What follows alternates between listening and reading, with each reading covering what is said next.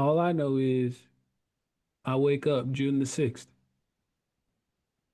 Wow, a whole month. having no recollection of any of it, not even knowing what happened to me, until of course they told me. Right. Um, and a lot of the things that I've already mentioned to you is because of the police report and the witnesses Mhm. that, were there. So, which I'm grateful for. I'm grateful there were witnesses because there's no telling if you would have fled the scene or whatever. Right. You know what I mean? So I could have easily been left for dead. Are you walking through a storm that feels like it will never end? Do you wonder if life's storms have stolen the beauty from your life for good? You're in the right place. My name is Heather, and like you, I've been through a storm or two and wondered if life would ever be beautiful again. Here we share warriors' words, stories of discovering beauty after battles, and the worth in your wounds. Pick up your sword or boxing gloves and join the battle. Your words are powerful, my friends. Make them warrior words. Welcome, warriors. From serving in the U.S. Air Force to becoming a CEO, mentor, and best-selling author, Kijuan Amey's journey has been nothing short of remarkable. Born and raised in Durham, North Carolina, he's a true testament to the power of determination and perseverance. Serving 10 years in the Air Force, advancing to the rank of Staff Sergeant. Former Vice President for the Carolina Regional Group of the Blinded Veterans Association. Mentor and ambassador for the Air Force Wounded Warriors Program. A talented drummer with 25 years of experience. On-stage actor and author of the best-selling Don't Focus on Why Me. Now, Kijuan is a motivating force, empowering others to overcome odds and achieve success. No matter the audience or location, he's ready for the task, from captivating crowds of 1,500 to one-on-one sessions. He is now the Chief Motivational Officer of Amey Motivation, LLC. Now, before we hear about Kijuan's vision, I want to share about the Warrior Words merch on Fourth Wall. You can now wear your warrior wings or carry your warrior sword wherever you go. And if you pick something up, post it on Instagram and tag me at My Warrior Words. Now, grab a tissue and join Kijuan and me as we talk about his incredible journey. Let's rock. Welcome, everyone, to the Warrior Words podcast. We are blessed to have Kijuan Amey here with us today. Welcome to the show, Kijuan. How are you today? Hey Heather, how you doing? I'm doing really good, honestly. Just sitting here counting the days and making them count. Making them count. I love it. So, you and I talked a little bit before hitting the record button about um, your life in the military because Mhm. you have served our country, and I thank you for that. We need more brave men and women to serve our country, and so thank you for your service. Yeah, Um, again, like I said before the show started recording, you were worth it.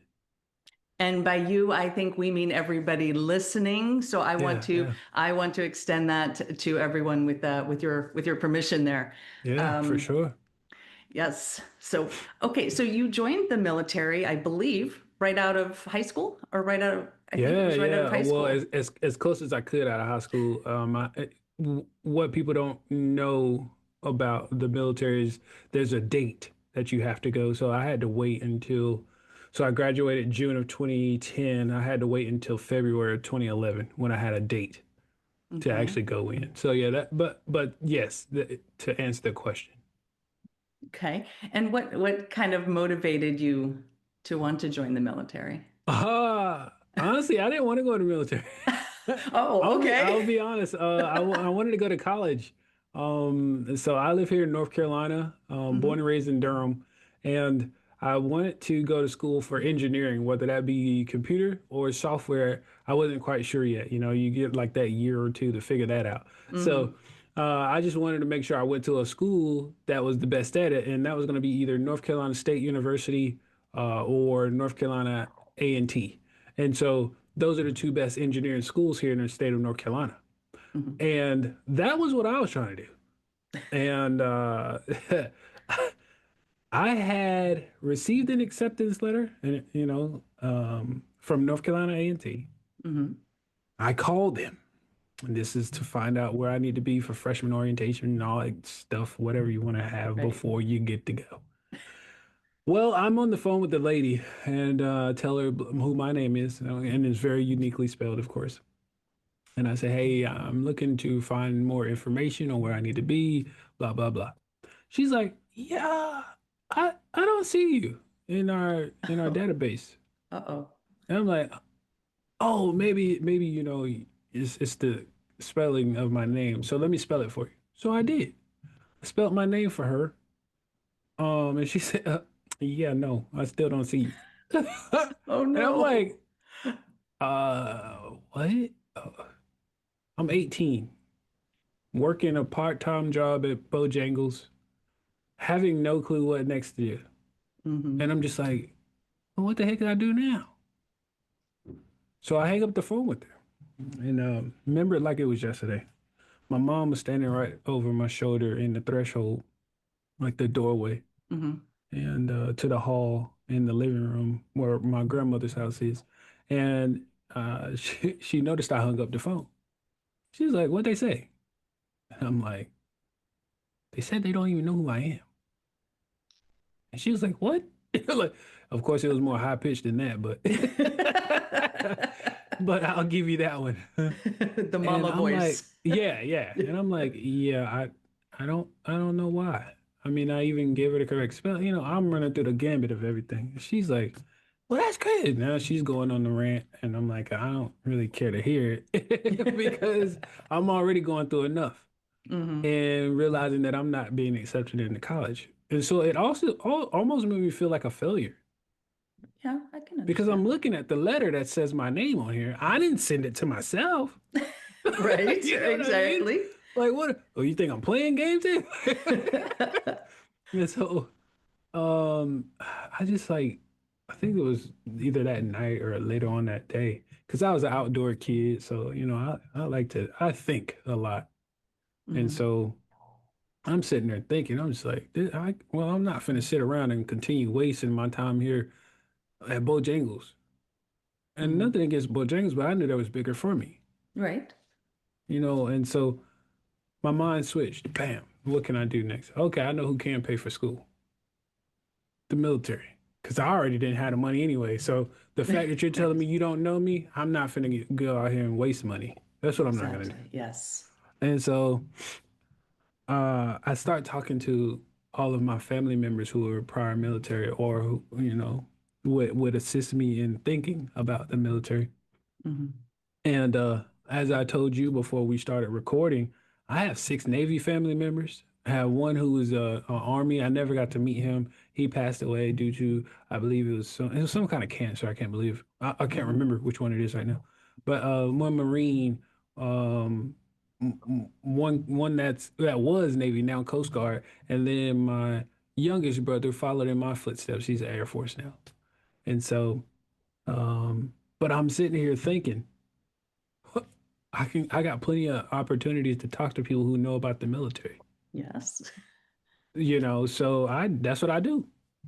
Yeah, man, you should do it. Hey, listen, if you go in there with a come out with a clean nose and a clean record, they'll take good care of you. And I knew that firsthand from my uncle and my aunt, Hmm. who found each other in the Navy, and they're still married to today. And when I tell you Okay. they're doing great because they have government jobs, yeah, they Hmm. they were they were not lying. My cousin who retired Navy and went back as a contractor, doing great. It's once I started hearing the good side of it, not just, Hmm. war that everybody thinks of. Right. I was like, okay, so it's not all about war. Got it. I was like, nah, man, you could experience some cool things in there. And I did. I'll tell you that much. So that's kind of how I pivoted from wanting to go to college to the military because I didn't want to go to the military. Oh, wow. So I can imagine how frustrating that must be as you're looking at this piece of paper and you're talking to this woman on the phone and it's just not coming together. It's one and one is Uh, not equaling two at this point. I will say this. So they called me when as I was coming up. You know how you get nicknames or whatever or Hmm. labels. Well, my peers labeled me Funny Kijuan. That's what I was labeled, Funny Kijuan. Okay. I'm pretty sarcastic too. So, so I'm sitting there on the phone with this lady that says she doesn't see me in the system, and I started to say, "How long have you been there?" Because maybe I needed to be talking to somebody else. You know what I'm thinking? Like, man, that's all I could think. I'm like, what is go? There's no way. I'm looking at this paper, and you're saying you don't know me. There's no Mm, way. But I did not realize that they get so many uh so many letters and things and stuff that it's crazy. I was just looking at it this year, matter of fact, 2025. They received over 53,000 applications and they only accept 5,000. that's a huge That's or a a huge small that's percentage of, 10%. yeah, Less than. right, That right, was less than 10% that they accepted. So I was like, now that I know these things, you don't realize that when you're, a teenager coming out of high school. But right. now that I see this now, I'm like, oh, well, no wonder. You know, Oh, goodness. Okay, so now you've decided to join the Air Force, and are you enjoying your time in the Air Force? How do you, did it meet your expectations or? I'm sorry, I started laughing because I was reflecting. Air Force is fun, okay? It was fun. Military in general. It was fun. You get to it's like a it's like a college where it's really hard to fail out. Hmm. It's harder to fail out of that college. It's like one of those. So what I mean by that, you take tests, when you go through school and stuff, your technical schools and all that stuff. Boot camp is kind of like your freshman courses, like Hmm. you're just getting acclimated to the school and whatnot, and then you go into your tech schools and you're just like, hey man, this thing is hard, it's tough, but they're like, yeah, but we're gonna work with you, but you got to give it some effort, Right, right. and while you're giving it effort, hey, you need to make sure you stay in shape. You know what I mean? And Yes. so you met people from all different walks of life. Mm, yeah. And it opened your eyes to the world. I haven't even left the country yet, and it was opening my eyes. Right. It was like, wow, you're from this small little town with maybe 1,000 people in it. Like literally, there are people out there like that. Man, like, Hmm. man, if you blink, you'll miss it. Right. Like, and they're saying this, and I'm from this big old town of Durham. It's not the largest, but it's pretty big. It's probably got like two.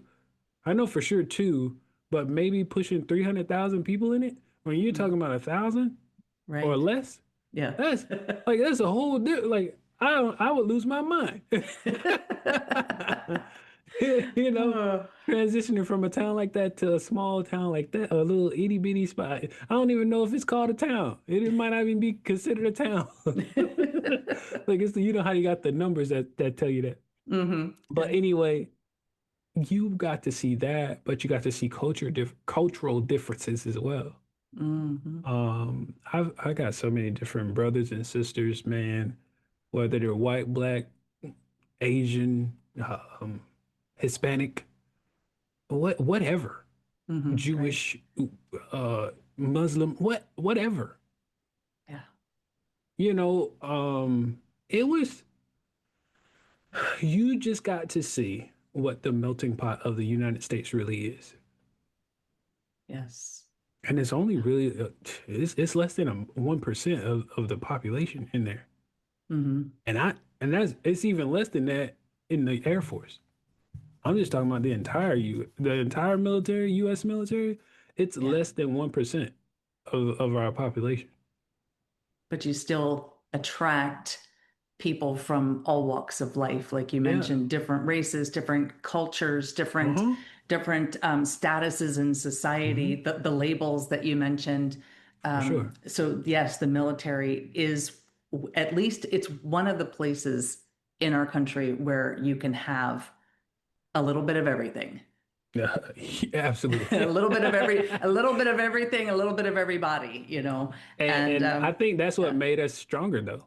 The fact Yes. that we did have that, because Hmm. you got this guy who can do this girl who knows how to do this dude from this corner of the U.S.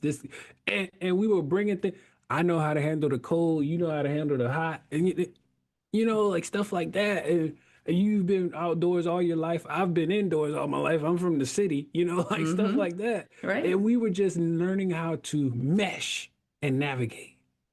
Yes. If you put all that And together, it's different. It's not a, well, I'm gonna leave you over there to do what you want. No, we came together. I remember when I was in survival school, and I don't like being outdoors like that, like sleeping outdoors. I know when to go inside, okay? yes. The street lights on, I'm indoors.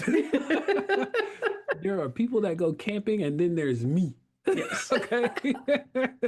Uh, and so when we were outside for that week, it was literally 5 days in Spokane, Washington.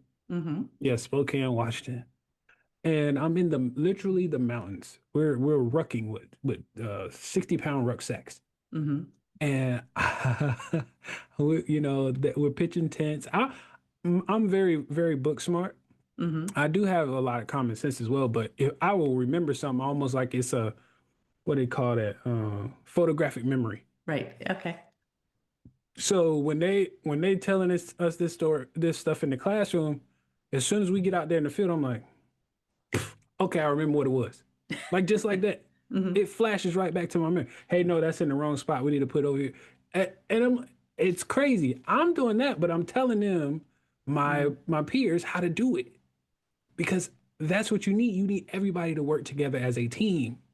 Right. You know what I mean? Hmm. And so it was just so cool to see how that stuff really worked. Yeah.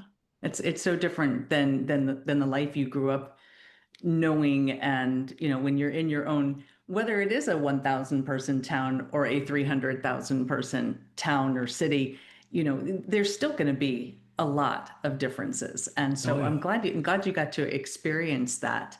Um, and I'm going to jump ahead just a little. Well, I'm going to Yeah. jump ahead a lot a bit here, and because you know right now what you just told us was all the learning and a lot of positive things that happened, at least in the beginning of your military experience. But one of the reasons that we're talking today is because of one of those not so happy experiences that happened in the military. So would you like to share with us what happened that day, and share that story with us? Yeah, sure. So the day you speak of is May 5th, 2017, what some might call Cinco de Mayo. I call Hmm. my new life's journey. Mm. And I give a reference to Cinco de Mayo a lot because I spoke Spanish growing up. I've been speaking Spanish since I was in elementary school. Okay. Um, and so anywho, that day, not it wasn't per se in the military, but I was in the military. And the Okay. reason I preface it that way is because I wouldn't have on a uniform. I wouldn't be doing some kind of service for the military. I was actually working for my business that day.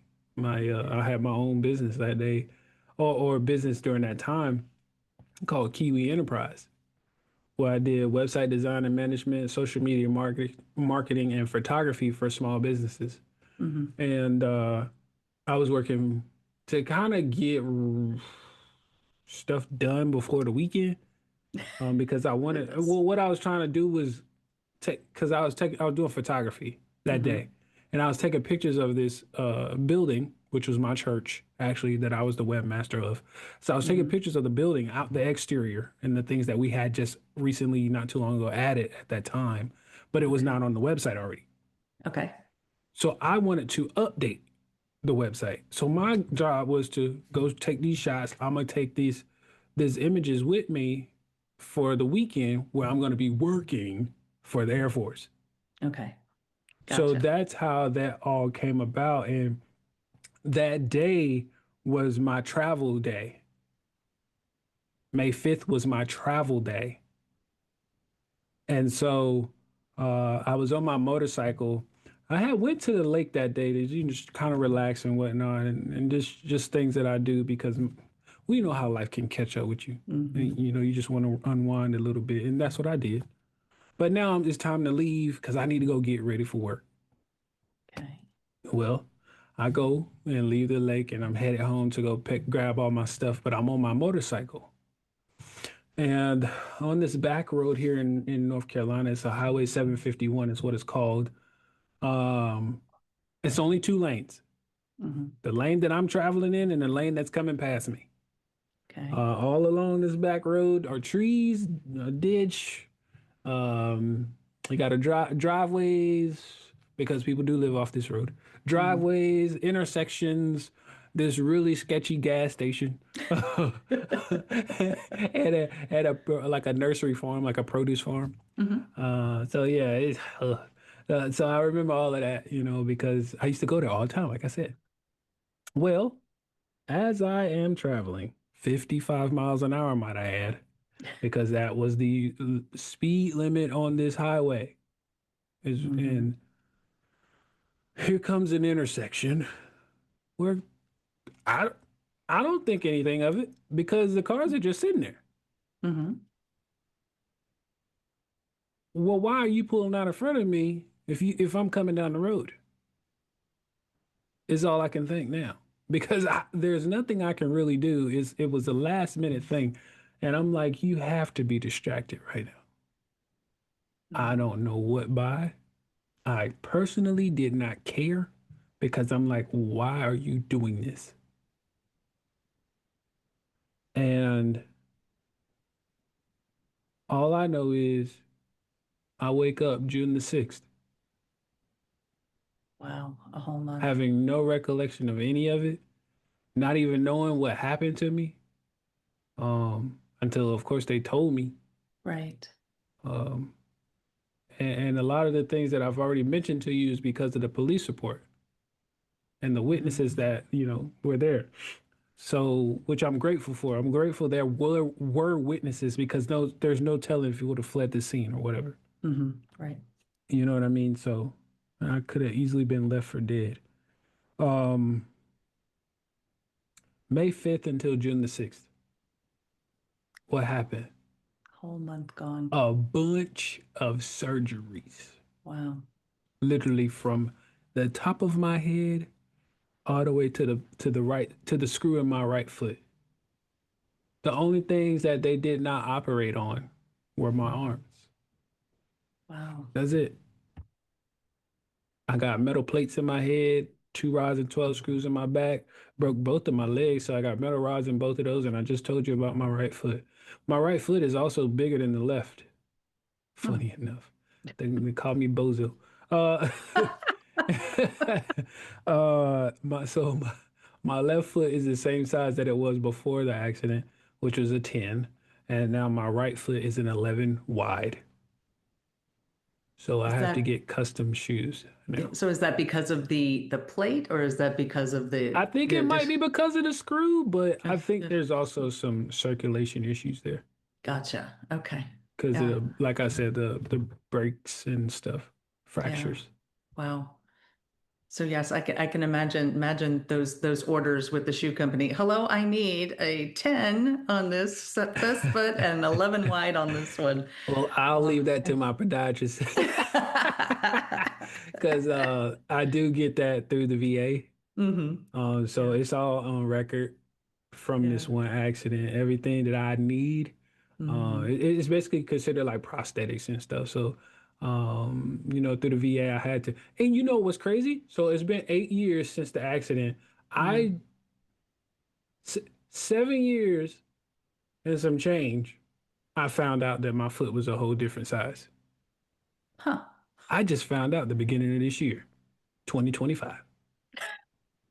Just because I'm trying to figure out, I'm buying all these and when I say expensive shoes, $200 plus. Mm. Trying to figure out why my feet are hurting. And it's not, I'm sorry, why my foot is hurting. I gotta correct that. Because my left foot is doing just fine. It's just fine. So, He's over here having a conversation with me like, hey, I don't know what's wrong with him, but you need to go get him checked out. wow. And so I finally do, and that was when the podiatrist told me. She said, hey, stand up for me. I said, okay. And so she's like, that little measuring thing, foot measure thing. Yes, yeah. Yeah, she wanted me to put my foot on that, and I did. And she was like, huh, no wonder your feet hurt. And I was like, why? She was like, your foot's an 11 wide. And I was like, Hmm. what? You have to measure that again. I'm supposed to be a 10. I don't know what you're talking about. So yeah, that's what happened. Wow. 7+ years of 7 years. discomfort. Wow. It's amazing that Expensive discomfort, by the way. expense exactly at $200 a pair. Yeah. You're paying for that discomfort. Come on, come on.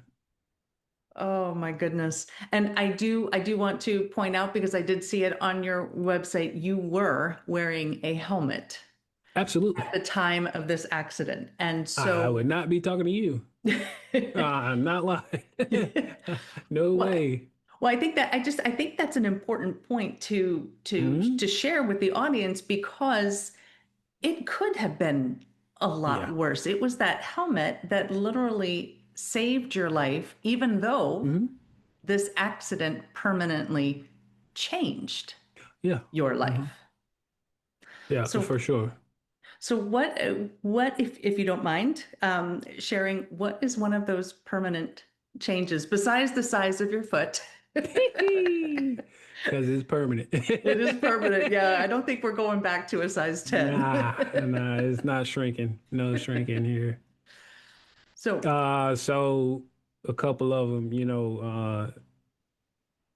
these shades are pretty cool, but it's also a symbol. mhm, I'm 100% blind. Eyesight loss was definitely a part of the accident. Severe traumatic brain injury, to include being susceptible to seizures. But I take medication daily to mhm, control them. right. PTSD. That one's a little less, but I do have my moments. If Right. I'm riding down the street, and I found myself doing this years ago, but I was in the car with my grandmother. We were making a left turn. You know how you do turn left at a light, Hmm. and you got traffic coming or whatever. Right. Well, the car was nowhere near us, just to say the least. But the fact that I could hear it Hmm. Yeah. was what was bothering me. Was That was the triggering. trauma. Yeah. The fact Yeah. that I could hear it. Hmm. I did not realize I was white knuckling the door handle until maybe 100 to 200 yards later. Hmm. We've already turned. We're already making other turns. I'm like, and I'm still holding the door handle.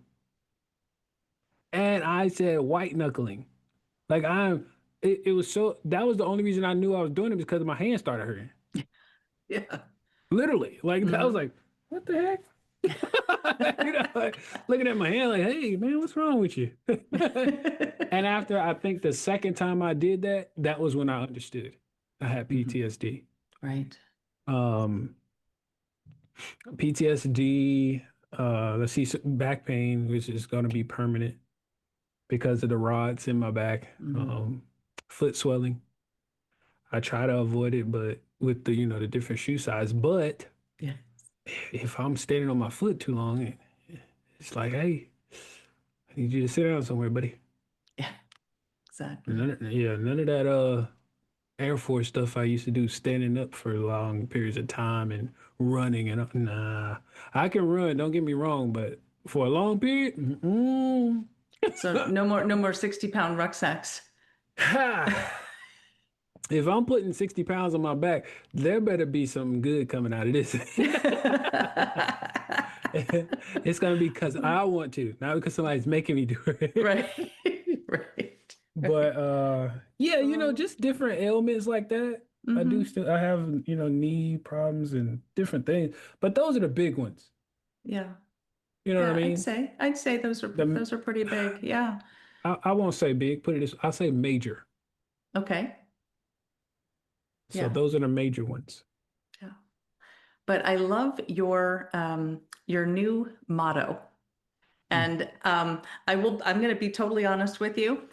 You sent me your bio prior to this, and I left that particular motto out of your bio because I wanted you to share it with us personally. So, will you share with us what your new motto is now? Yes. Like I mentioned, I lost my eyesight, right? Mm-hmm. So I say I may have lost my sight, but I did not lose my vision. And Now, what that, might that mean? Because it sounds like a play on words. Yeah, mm-hmm. you could look at it that way.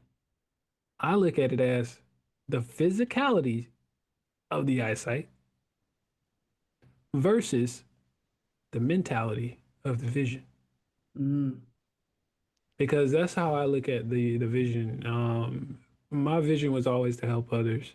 Well, before I had this accident, mm, whether it was doing my service, whether it was doing, in the Air Force, whether it was doing me playing sports, because I played every sport I played was a team sport. Whether it was bowling, whether it was basketball, whether it was track and field, whether it was football, everything was a team sport. So I'm helping in some way, right. doing my part. Mm-hmm. Whether it's at church, I'm a part of the youth department. So I help with the youth. I play the drums at my church, so I help with the music ministry. Um, I do a lot. I sing it. I sing it at the choir sometimes. I might lead a song or two. Mm-hmm. They're just I love to help. And with my faith, I get that from the greatest servant of them all, Jesus. Yes. Jesus. Yes. Yes. Who Why came should I to want to serve? be why should I Yeah. want to be any different? He was the greatest of them all. Amen. And we tend to look at, oh man, I want to be wise like Solomon. Oh man, well, first off, God said there will never be another. Mm-hmm. Yes, he did. Obviously, you didn't read it. You know what I mean? So, you know what I mean? So, and I don't want to go too much on a tangent, but I like to think that do you pay attention? Because it says you should be like Jesus. You know what I mean? Yes. That's what it says. Well, Jesus was a servant. He was also a carpenter, but he was a servant. So that means he served and he worked. Guess what I do? I serve and I work. Serve in your work. Yes. Very good. Be like Jesus. That's Exactly. it. Well, share with us then some ways that you are serving today. Because I know you said you still play the drums, and I love that because you said that's the only part of your body they didn't operate on was your arms, which you Yeah. definitely need to play the Well, they drums. still operated on my legs. I need those too. Yes, okay. I There did is have to work those back in, I'm glad you mentioned that because Um, yes, my arms, I'm grateful, honestly, that they didn't have to operate on my arms at all Mhm. because those are really instrumental, funny word, instrumental in playing the Mhm. drums, but so are my legs. And my right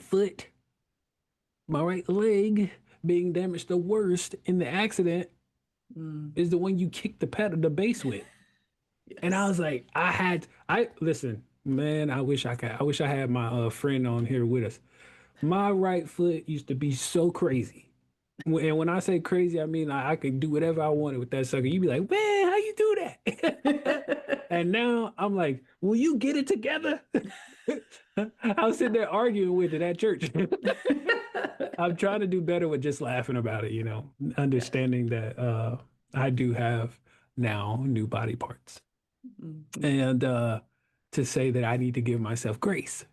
So I Yes. go to the gym though to work my legs to make them Hmm. stronger so that they can have more movement and mobility, which is what I need to play. Now the strength is there. Right. I kick that bass drum. The strength is there. So I'm not worried about that part. But yes, I love playing the drums. It's so amazing. Um Oh man, if I and I told somebody this the other day. I said if I couldn't play the drums again, I don't know what I would do. Mm. I really don't, because if you come to my church and just I hate to say this, but and just watch me when I'm playing, just look at me. You will see me smiling. You will see me making certain faces, and it tells you what I'm thinking about in my head. Hmm. So whether it's the drums, whether it's the choir that I'm hearing, because I got a not kind of like I have over my ears, but I do have an inner earpiece that I'm listening Okay. to hear them through Hmm. the mics. Right. Whether I'm hearing them like the whether I'm hearing the organ, whatever it is I'm listening to, you'll see it on my face. And I'm sorry, it's so hard for me to like hide things, And so I make a lot of facial expressions. And so Mhm. whether I'm smiling because I just did this really nice drum roll or made this sound really cool for to make the band sound good. Mhm. Not to I'm not promote here to make me Kijuan. sound good. Yes. I'm here to make us sound good. And to make that joyful noise to the Lord Exactly. as a team, as a team. Exactly. Because that's what it is. It's not for me to be like, and I'm playing over top of everybody, and you can't hear nothing they saying, and everybody's fighting each other, and then we just making noise. Hmm. The Bible does not say make noise. It says make a joyful Joyful. noise Yes. unto the Amen. Lord. So that's what I mean by that. Yeah. Oh, well, I love that. You gave me a few chills there. And and for anybody who's just listening and not watching, Kiwan is sitting in front of his drum kit. Yes, I am. So, They are red with like flakes in them. mhm. So in the light, they actually sparkle a little bit. Ooh. And yet, no, yeah, no. Red, by the way, red is my favorite color. That's why I chose that. I bought that for that reason that I wanted it to be me. I wanted it to Hmm. show me. And I wish you could see the bass drum. You know how the bass drum in the front, Hmm. if you were looking directly at the drum set, not from where the drummer's sitting, but from the front side of it. Right. On the front side, it says the blind drummer, and it has a pair of shades on it. Perfection. Yeah. Oh yeah. Oh yeah. Had a custom drum head made. It was so cool. The Oh, blind drummer. that is awesome. So I love that you are still serving at your church and you are Mhm. not allowing what one day happened Yeah. to take that away from you. And I love that because I love talking about, the beauty that comes from our traumas and the fact that you are not allowing that to disappear from your life and you are actively working to improve with the difficulties, the challenges of that right leg, and Yeah. you are actively continuing as a member of the team. And I find that absolutely beautiful. Thank you. So, and I know you serve in other ways. I know you're involved in the Wounded Warrior Project. Can you tell us a little bit about that? Actually, it's the Air Force Wounded Warrior program. Oh, okay. I'm So sorry. it's a little different. And I'll give you the difference. Hmm. So the Wounded Warriors Project is actually a nonprofit organization. Okay. Whereas the Wounded Warriors program, the Air Force Wounded Warriors program that I'm mentioning, is DoD funded. Okay. So that's Department Gotcha. of Defense. They Hmm. have an actual budget.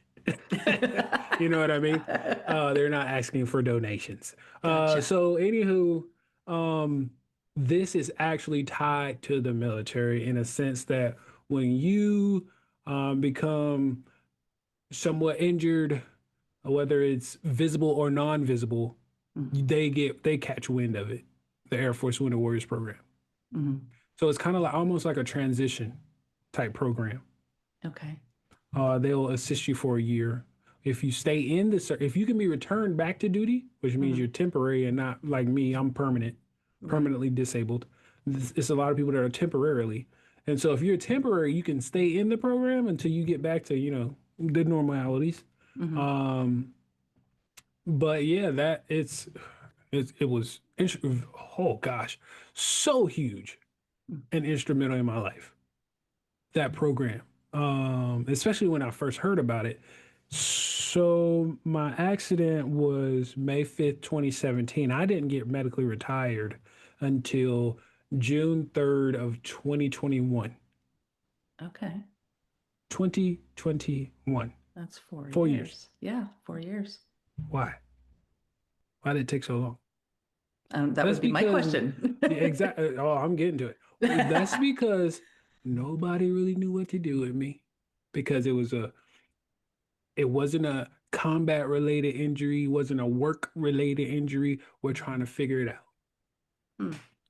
So they So didn't once they consider it a work-related injury, I guess because you weren't at that exact hour, you weren't on the clock, so to speak, for the Air Force. You were just en route When I to say work for work the day. related, I mean like I'm actually Like, in my uniform working. right. Okay. That's That's the what I mean. difference. That's the difference. So Okay. I'm on base or in the skies or doing something. I might have been loading cargo, slip, fail. Somebody's actually had that happen. That's why I bring that up. So it might have Gotcha. been loading Okay. cargo on a plane, slip and fail on a roller. Bam, I'm on work. OJT, I'm hurt. Hmm. It's like workman's comp, basically, Okay. is what I'm equating that to. Now, what I'm getting at is I was just traveling. I'm Okay. just driving. What do you do with a reservist who was just driving to work? That's how they were trying. How do we connect this thing to us?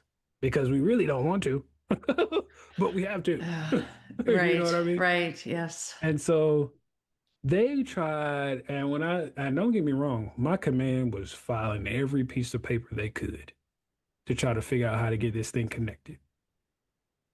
So I give them all the credit. But it came down to that last piece of paper, and they were like, if this don't work, Kiwi, because that's what they call me. If this don't work, Kiwi, we don't know what else to do. And so they filed it. All I know is I'm not gonna say something happened. I'm gonna say God happened. Because that's what happened. God Yeah. took that piece of paper. He said, no, you messed up right here. Let me fix this for you. And then he filed the piece of paper. Okay, and so next thing I know, I'm getting a phone call. Hey, this is so and so from the Air Force Winter Warriors Project, and I'm calling in regards to. I was like, hold up, time out. You who from where? I ain't never heard of you. You lying. And this was back when scam calls was at an all-time high. Hmm. You know what I mean? This is when they Hmm. just started getting really big. And so I'm like, huh, I don't know who you are, but you can get off my phone. And the only reason I answered honestly was because it came from a 210 number, and that's San Antonio. Hmm. And Okay. I know that we have bases in San Antonio. So Hmm. that was, and I'm trying to figure out how I can get out the military. So that's why I answered it. I'm like, maybe it's somebody from the military. So that's why I answered the phone. And sure enough, it was somebody from the military, but not an organization I knew. And she was like, no, no, wait, wait. And she broke it down to me who she was, what they do, and all that stuff. I said, well, y'all just now calling me. I'm like, I should have heard from y'all a long time ago. Like, she was like, Hmm. well, it's just coming across our desk on a casualty report. Hmm. So it had to get to that stage. There's a certain stage in the process that it had to get to even come across their desk. Right. So say for example, they're here. It had to climb up, and that's what it did. So it Hmm. climbed Yeah. up these different stairs, and then at this level floor, oh wait, now I can see the casualty report guys and the Air Force Winter Warriors program. four And years that's what later. happened. Yeah. And that's, oh yeah, 4 years later, that's what happened. Mm, So that's how I got a part of that program. But going into how I still serve is I am an ambassador, which means I go around to different Air Force bases and I talk about the program just the same way I'm telling you about it and how it's mhm. different from the Wounded Warriors Project. Because trust me, everybody gets it confused. If you don't know about it or never heard about it, everybody gets it confused. Mhm. But that plus the mentor program. I'm a mentor. So I mentor a lot of or not a lot, a couple of different airmen who've been injured as well. I think mentorship is an invaluable resource because it is so helpful. I mean, you can learn from a textbook. You can Yeah, learn from watching a video. But when you learn from somebody who's been there, done that, it just brings a whole new level of realism and empathy and support that a textbook and a video can't give you. you're speaking my language now. Yeah, Well, thank you, sir. I'm gonna be honest. That's what I always tell people when it comes to my resilience coaching. I said, who better to tell you about resilience than somebody who's been through it? Exactly. I have been through it and I'm still going through it. Hmm. Why would you want to learn from a book or somebody who just read it from a book and it thinks they're a guru now? Right. I'm Exactly. living it. Hmm. You know what I mean? And so that's what I try to tell people. But hey, you can only tell people what they want to hear. Yeah. Well, that's one of the things that I hope that people get from this podcast and the various episodes that I do is that we do need to learn from the people who have walked through these storms Mhm. because they have valuable lessons to teach us. And so from there, I'd like to give you the floor to share with us how people can find you, if there is a way for the general public to work with you, um, the non-military, anything that you would like to share with us to promote your service. Yes, absolutely. So if you would like to follow me on social medias, I am on LinkedIn, Facebook, and Instagram, all under the same handle, which is my first and last name, Kijuan Amey. That is spelled Kijuan Amey.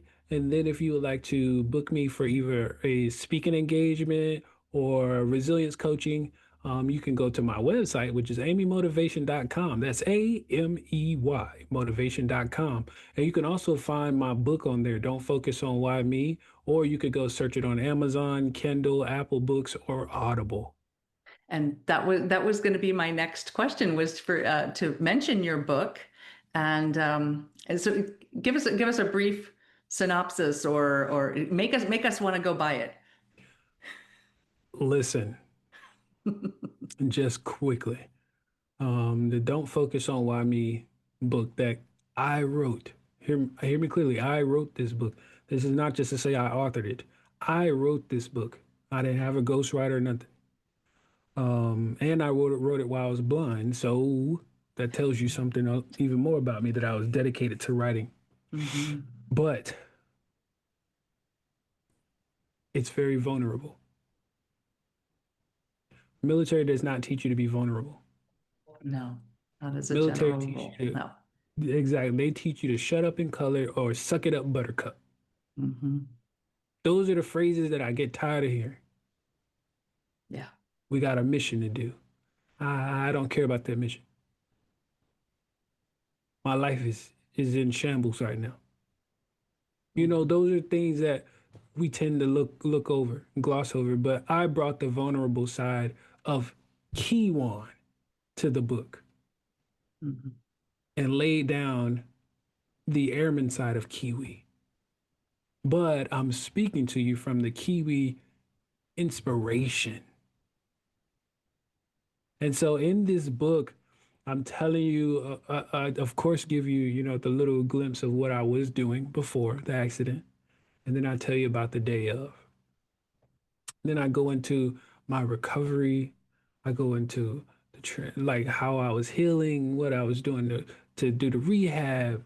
and the therapy and everything, Hmm. the depression, the suicidal thoughts. Man, you think of it, I was telling you about it. But the key thing about hear me clearly, each chapter is I leave you with a lesson to learn from it. I don't just tell you what happened. At the end of it, I sum it up with a lesson. And I think that's what everybody was like. So that, trust me, if you go read the Amazon reviews, you'll be like, everybody loves that part. They're like, it's like he's writing a letter to the reader, and he wants you to learn Hmm. a lesson from his life, you know? And that's really what I was doing. I Yeah. wanted you to learn something. There's no point in me just writing a book for you just to be reading it and you get nothing out of it. Listen, that was Hmm. the worst thing in school that I didn't like about books. Yes. I'll be honest. So if I wrote one of those, I would have been doing myself a disservice. And so that was the best part of the book is that I left you kind of salivating for another one, Hmm. So Excellent. that's it. Well, it goes right along hand in hand with your vision of service. Yeah, exactly. So, all right, I'm going to ask you one final question, Okay. and I did not prep you for this, and I'm sorry. So I'm going to It's just like okay. I'm just going to go with it. Yeah. If somebody is sitting here listening or watching this episode, and they have just had something devastating happen to them, their life is now changed forever. Mhm. What would your warrior words to that person be? My warrior words would be to them is to not look up or take on, shall I say, that victimized mentality, because that's what happened to me. This is why my book was titled Don't Focus on Why Me, because I was taking on the why me aspect of it, which is the victimized mentality. Mhm. We want to victimize everything. Why did this happen to me? Why did I spill my coffee? Hey, I didn't get to work on time because, McDonald's was slow. Listen, listen, y- don't do that. It's the natural side of us to do that. Fight off that urge. Look Mhm. at the positive of whatever happened. I know it might seem negative, you can't find your way out, but guess what? There are over, I don't know, 7 billion people in this world that are still doing things. If you can't figure out that you can too, there's something maybe wrong with you. So seek service, as you could also seek services, because I also go to mental therapy. I'm not just doing this all by myself. I also seek my own services as well to keep myself refreshed and energized. Um, Seek out help from mentors, guidance. The same thing in a sense selling. I also ask others to seek because it does help.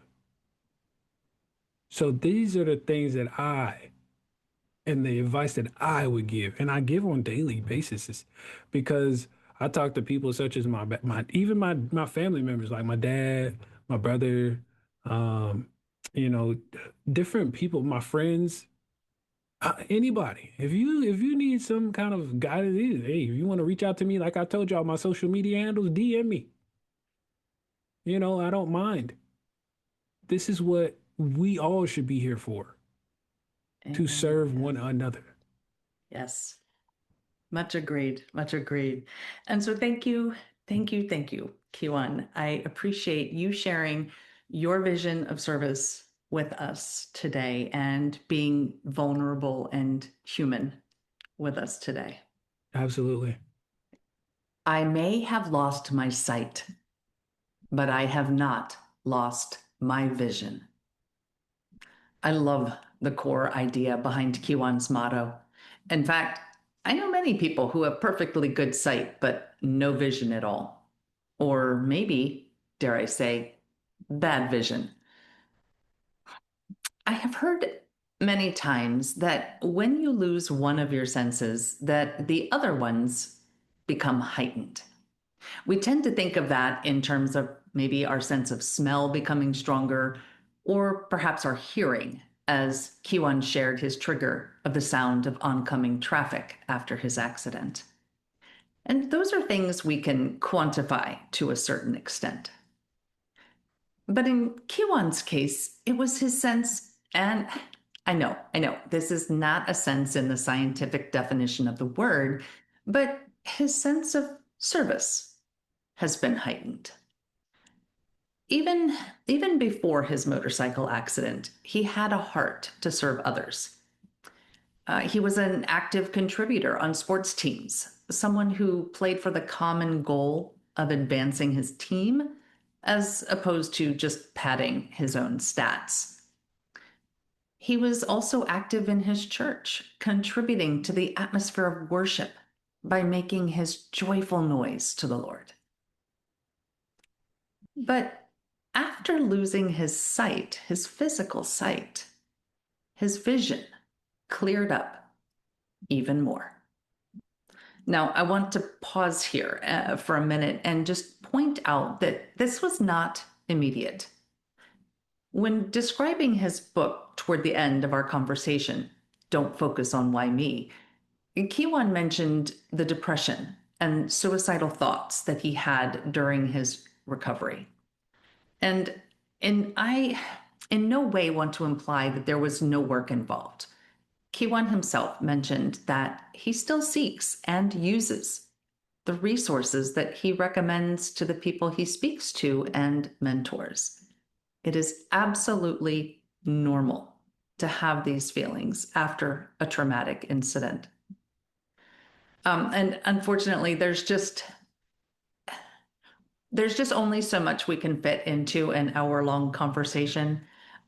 So we did not touch too much on the depression and the suicidal thoughts that came up during his recovery. So I do want to encourage you to to learn more about that, to read his book, to follow up with things like that, because it is a normal part of recovery. So, but as he kind of came through and processed what happened, his vision began to clear. And he knew that he was called to be more like Jesus. He was called to serve others in multiple capacities. He still plays worship music at his church, but now he is also a mentor to others who are walking through storms. And he is an ambassador for the Air Force's Wounded Warrior program. And he cannot be everywhere. He knows that. So he shared his experiences and his journey in his book, Don't Focus on Why Me. And I love that this is not just a memoir, because that would be self-serving. And that's not the person we were introduced to in this conversation. Kijuan is very others focused. And so I love that this book that he wrote, it takes a story and focuses on the lessons he learned, the lessons perhaps some of us need to learn as well. So if you can't see him on stage or book him for resilience coaching, pick up his book. The link actually for all of that, coaching and website and book, all of those are going to be in the show notes. So let him serve you with the lessons God showed him as he walked through his storm. Let Kijuan Amey offer you a vision of service. Now, how can you serve someone each day? That's your something to think about this week. Until we meet again, armor up, fight the good fight, seek beauty, and make your words warrior words. God bless.